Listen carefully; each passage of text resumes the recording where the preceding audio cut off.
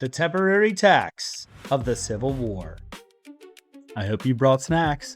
Get ready to ride this timeline. Do you think the federal income tax was just a modern invention? Not even close. During the Civil War, the United States created the first federal income tax, and one of the key details was a 3% tax on all incomes over $800.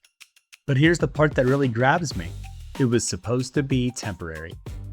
The government did not introduce this as some normal part of human life. It was sold as a wartime measure, an emergency fix for an emergency moment.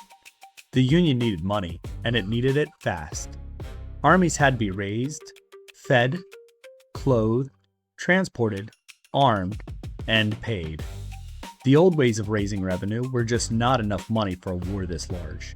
So Congress reached for something the federal government had never really tried before on this scale: a tax on personal income. In 1861, Congress passed that first income tax law, including the 3% rate on incomes over $800. That alone was a huge shift. It showed just how far the pressure of war could push the federal government. But the first version did not work especially well. It was difficult to collect and not very effective, so the government revised the system in 1862 and made it more workable. And that's what makes this story so interesting.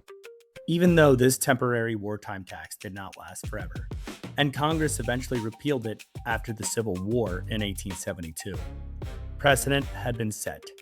The federal government could and would reach directly into personal income decades later in a bigger and more permanent form.